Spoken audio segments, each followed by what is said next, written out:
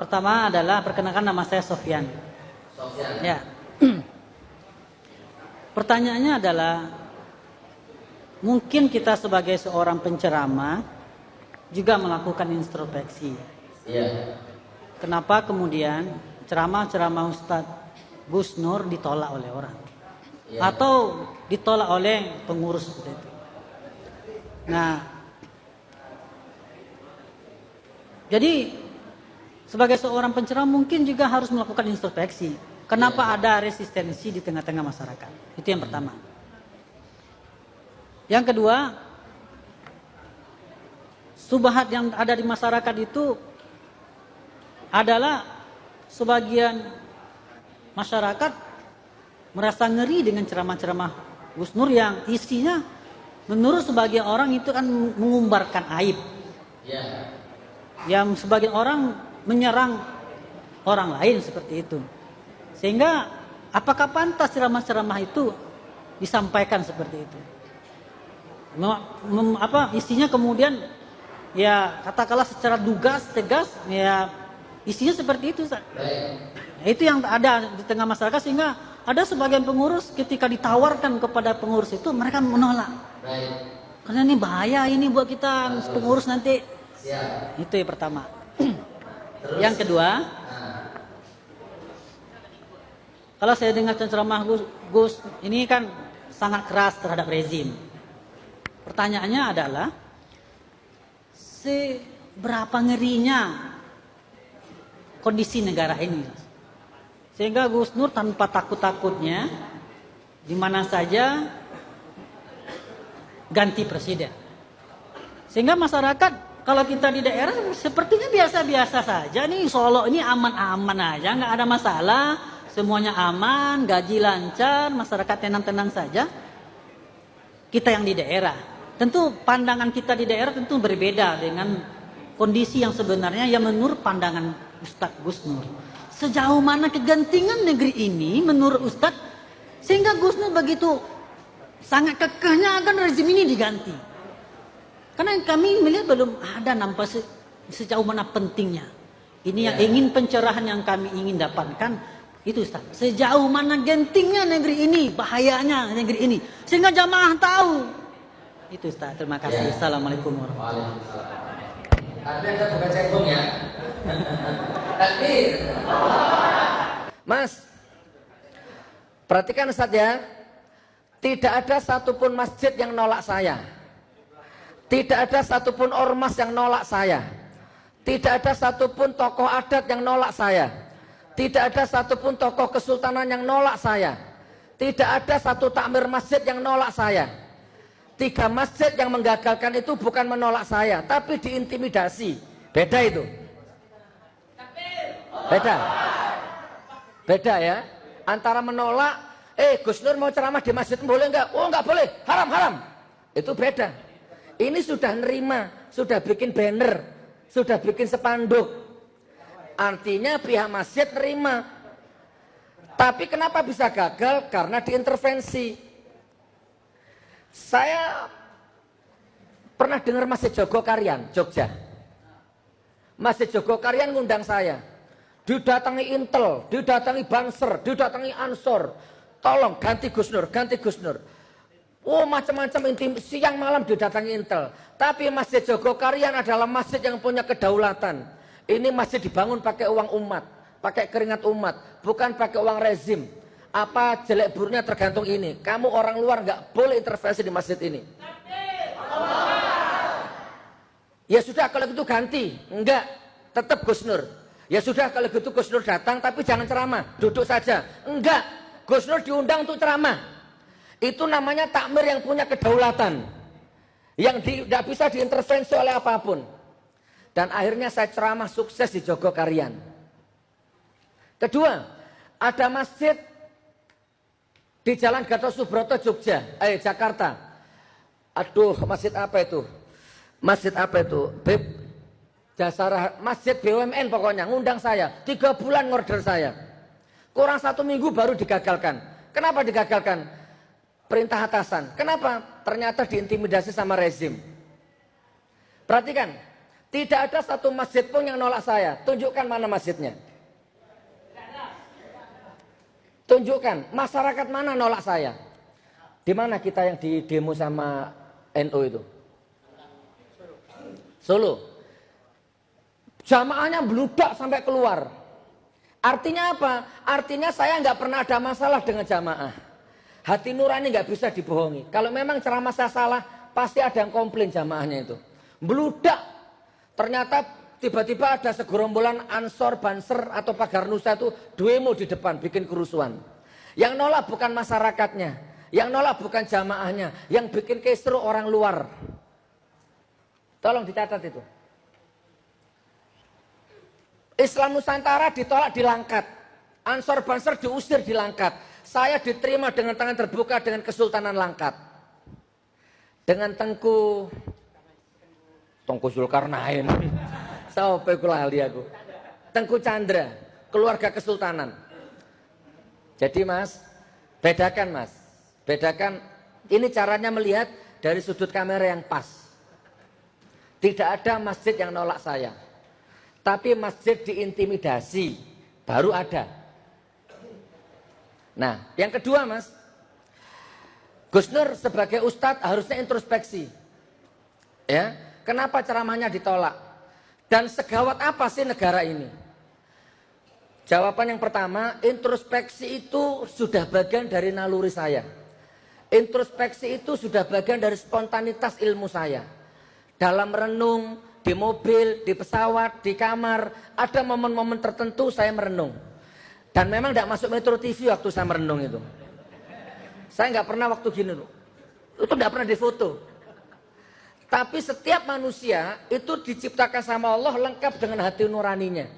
Yang namanya hati nurani itu nggak mau dibohongi dan nggak mau berbohong. Ada kalanya saya merenung, ada kalanya introspeksi, dan akhirnya tidak akan saya ulangi kalau itu memang salah di mata saya, apalagi salah di mata orang yang mengkritik saya. Saya sering kok dikritik, Gus ini salah, Gus ini salah. Saya renung, oh iya. Saya turut, saya masukkan, saya terima, dan tidak saya ulang lagi. Itu sudah otomatis. Jadi merenung introspeksi itu sudah otomatis. Itu jawabannya. Sama dengan Gus kalau lapar makan. Kalau lapar nggak usah disuruh, tak makan sendiri.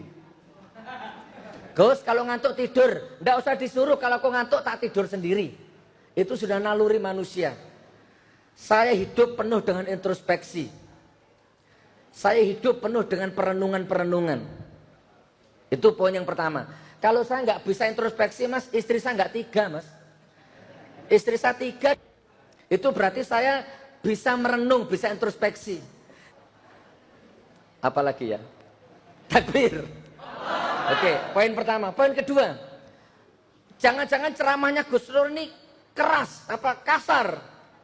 Saudaraku, kasih waktu 2 jam saya, 3 jam sampai maghrib bila perlu. Tak buka semua. Sebenarnya nggak usah dibuka, Anda tahu. Janji BBM tidak naik, ternyata naik. Nggak masalah naik, mau naik 50.000 tak beli. Mau 100.000 tak beli, bukan masalah naiknya. Sudah terlanjur janji nggak naik. Kok naik? Bahkan naiknya 12 kali tengah malam nggak pamit-pamit sama rakyat. Sementara dulu waktu SBY jadi presiden, 1 kali naik PDI-nya ribut jadi se-Indonesia Raya. Janji nggak mau cabut subsidi, ternyata dicabut. Janji nggak mau naik listrik, ternyata naik. Ya, 2012 SMK akan keluar, nggak ada. 2000 berapa? Sampai 2 tahun janji lagi. Sampai sekarang SMK-nya nggak ada. Janji nggak impor apa-apa. Ini apa ini, negara besar kok apa-apa impor? Dagang impor, beras impor, bawang impor. Ini ada yang salah ini. Kalau saya jadi presiden, menterinya saya pecat itu nanti. Begitu jadi presiden, pacul aja impor, garam aja impor. Sebentar, saya tuntaskan jawabannya. Terlalu munafik, terlalu pendusta, terlalu banyak bohongnya. Ya, bohongnya bukannya sekedar wilayah ekonomi, tapi sudah wilayah hukum, bahkan wilayah ranah ibadah. Sholat pun dipakai alat bohong.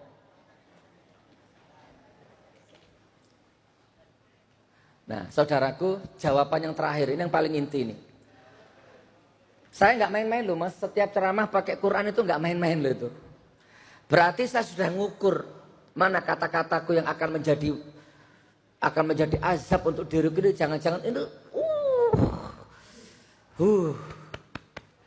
nggak main-main saya berani pakai Al-Quran itu. Itu sudah melewati perenungan-perenungan yang dalam. Salah satunya bisa nolak semua tawaran uang itu kan karena hasil perenungan itu, hasil introspeksi. Nah Gus, tolong sampaikan kepada masyarakat, segawat apa sih? Buktinya di sini aman-aman saja. Coba saya tanya, ya bener aman, tapi kan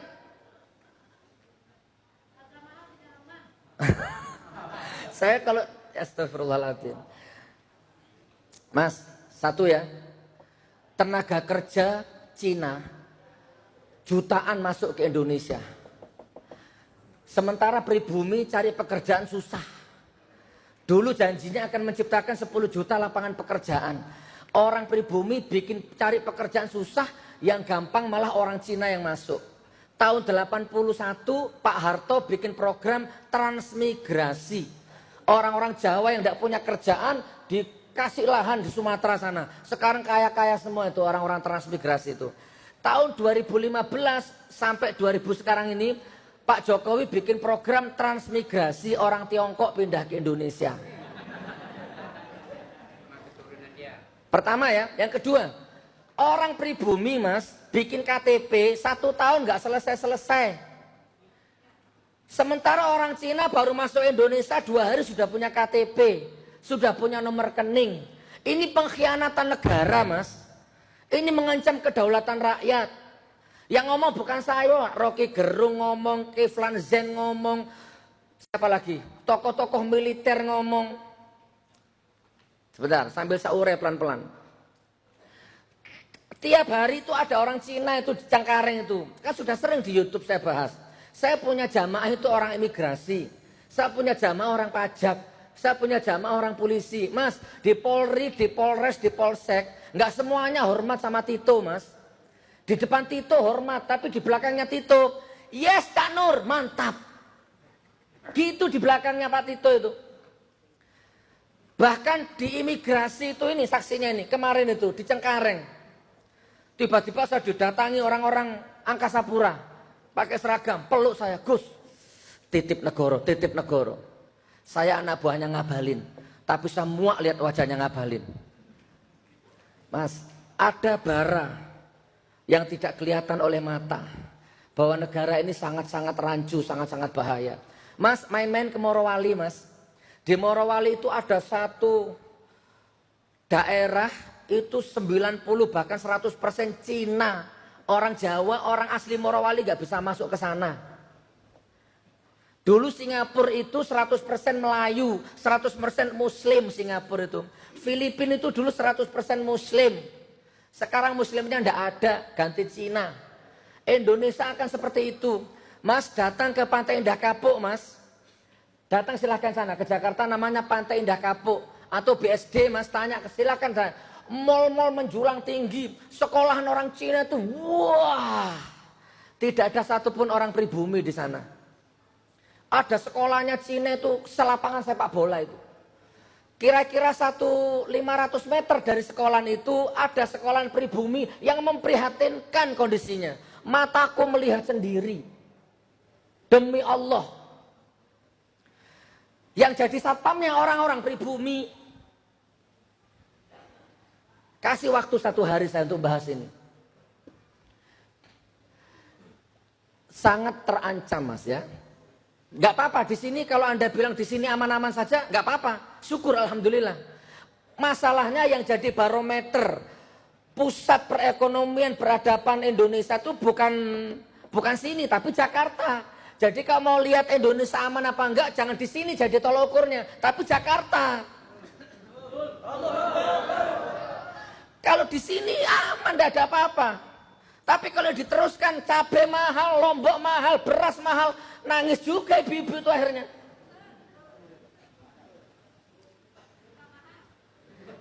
Jadi kalau lihat negara ini aman apa tidak, jangan tolok ukurnya di sini, kecamatan. Tapi tolok ukurnya Jakarta. Ibarat catur pengendalinya ada di sana semua. Hud, Mas. Saya ngomong ya, perhatikan. Kalau ada bayi lahir, procot, langsung dapat rumah. Itu berarti Anda sedang berada di Qatar. Di Qatar itu kalau ada bayi lahir langsung dikasih rumah sama pemerintahnya.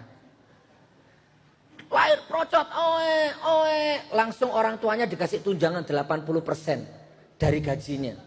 Itu berarti Anda sedang berada di Swedia. Di Swedia itu kalau ada bayi lahir, orang tuanya langsung dikasih 80% tunjangan naik itu. Ada bayi lahir, procot, langsung dikasih tunjangan. Semuanya difasilitas, semua rumah sakit, obat, macam-macam, semua dipenuhi. Itu berarti Anda sedang berada di Saudi Arabia. Ada bayi lahir, procot, langsung dikasih susu. Mulai dari bayi sampai selesai masa susunya, dikuliahkan sampai sarjana. Berarti Anda sedang berada di Brunei Darussalam. Ada bayi lahir, procot, langsung dapat utang 13 juta. Berarti Anda berada di mana?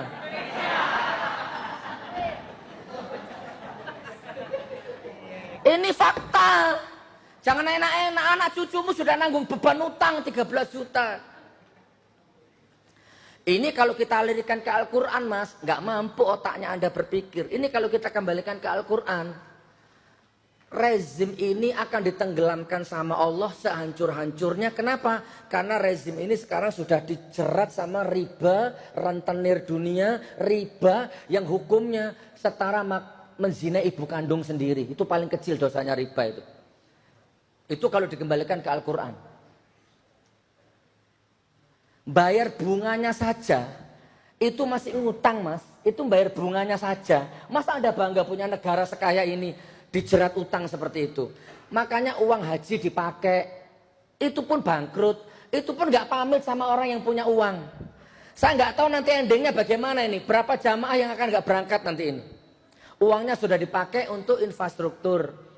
BPJS, Mas, seluruh dokter Indonesia nangis. Memutus kontrak rumah sakit dengan BPJS karena sudah nggak ada uangnya. Artinya apa? BPJS-nya defisit dan bangkrut. Loh, utang triliunan, BPJS bangkrut, dana haji dipakai, lama-lama kotak amal dipakai juga. Belum teks amnesti, pajak rakyat dicekik, darah rakyat dihisap, darah rakyatnya sudah kering, air matanya dihisap, air mata sudah nanahnya dihisap, rakyatnya sudah gini-gini nih. Penguasanya nggak ada tanda-tanda taubatan nasuha.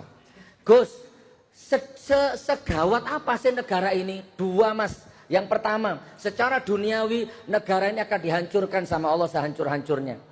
Dari sisi akidah, dari sisi Al-Quran. Wa idza aradna an nuhlika qaryatan amarna mutrafiha fafasaku fiha fahaqqa 'alaihal qaulu fadammarnaha tadmira. Al-Isra ayat 16. Bukan. Kalau aku akan hancurkan sebuah negeri, maka aku perintahkan orang yang berwenang di negeri itu untuk berlaku adil. Menegakkan perintahku. Kalau dikembangkan, yang kaya menyayangi yang miskin. Kalau dikembangkan itu. Penguasa umaroknya mengayomi rakyatnya. Tapi sayang kata Allah, orang berwenang di negeri itu mendustaiku, mendurhakaiku. Ya, melanggar perintahku. Maka berlakulah ayat-ayatku, aku hancurkan negeri itu sehancur-hancurnya. Ini kalau dari segi ayat. Dan sudah terbukti, Mas. Lombok, Palu, Bogor, Cirebon, Sukabumi. Ini sudah terbukti. Sampai sehancur mana sih, Gus? Ya ini sudah hancur. Apa nunggu di sini juga? Kan nggak mungkin toh. Naudzubillah min dzalik. Sudah cukup Palu, sudah cukup Cirebon, sudah cukup. Jangan nanya sehancur apa sih, segawat apa sih? Gawat sekali. Karena yang marah sudah Allah. Itu dari segi ayat. Kalau dari segi konstitusi, ya tadi itu, Mas. Orang pribumi bikin KTP susah, cari kerjaan susah. Sementara orang Cinanya bisa bikin KTP sendiri, punya rekening sendiri, bahkan bisa nyetak KTP sendiri. Ayo, sudah lihat videonya belum? Kemarin orang Cina digerebek, bisa nyetak KTP sendiri. Di Cengkareng ada orang Cina masuk bawa koper di-scan. Tuh, ada senjata apinya, ada narkobanya, ada alat seksnya. Ditangkap sama petugas imigrasi. Dibawa ke ruangan, diinterogasi. Akhirnya orang Cina telepon seseorang.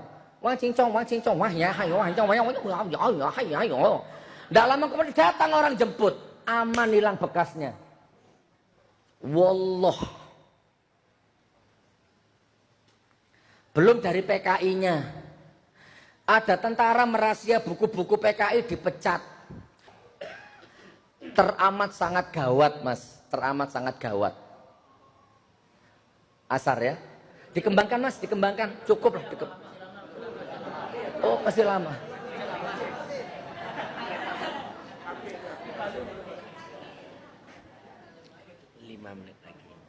Apa 5 menit lagi? Makan? Nanti enggak. Oh iya. Roboh nanti. Oh iya. Coba bantu saya, Mas. Ingatkan saya melengkapi apa? Ayat sudah ayat. Nah, LGBT, Mas. Negeri ini mendukung LGBT, Mas. Nanti jangan-jangan seperti Sodom. Apa nunggu seperti Sodom? Dihancurkan sama Allah Nabi Lut. Dan itu sudah terjadi di Palu. Tenggelam satu desa. Menteri agamanya mendukung LGBT. Ini jangan diremehkan. Ribanya, mencekik utangnya. Astagfirullahaladzim. Ya. Ya.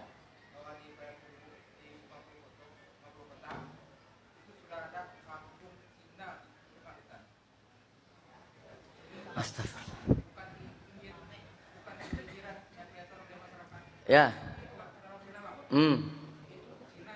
Ya. Ya. Di mana? Di mana? Payakumbuh. Nah, kemarin saya dapat WA di Semarang. Ah, kemarin ada orang, Gus, saya kira Gus Nur ini menebarkan kebencian. Ternyata benar di kampungku sendiri sekarang banyak Cina, Gus. Orang Semarang baru terbuka matanya. Bahaya, saudaraku. Coba baca buku sejarah negara-negara yang dulunya jaya sekarang hancur. Itu kenapa kira-kira?